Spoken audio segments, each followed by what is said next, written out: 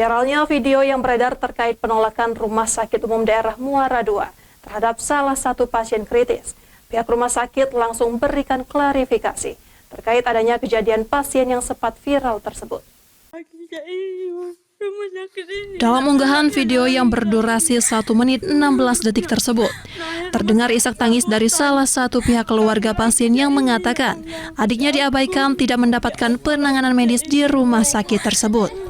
Sudipyo, Humas RSUD Muara II, memberikan tanggapan terkait viralnya video tersebut. Menurutnya, video yang diunggah ke medsos tersebut tidak sepenuhnya benar dan terkait adanya pernyataan pihak keluarga yang mengatakan harus ada orang dalam, itu hanya miskomunikasi. Datang sekitar hari Senin sekitar jam 00.30. Pasien tersebut tidak lama langsung masuk ke RSUD di ruang IGD.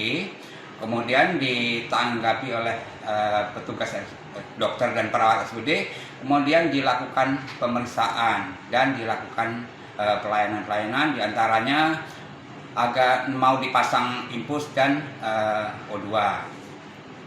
Selanjutnya diedukasi karena sudah dilakukan pemeriksaan, kemudian pihak korban atau pihak keluarga pasien menolak untuk dilakukan diedukasi tadi, mau dirujuk. Pasien kalau mau dirujuk harus melakukan secara proses dengan sisrut. Tapi sisrut tersebut perlu waktu karena terutama ini waktunya kan malam hari. Kemudian keluarga menolak untuk dirujuk secara sisrut. Pasca viralnya video bocah kritis tak mendapat pelayanan dari Rumah Sakit Sabutan Muara II Kabupaten Ogan Komering Ulu Selatan, Sumatera Selatan, membuat Pemkab Oku Selatan mencopot Direktur RSUD Muara II. Dari Oku Selatan, Teddy Hendrawan, iNews melaporkan.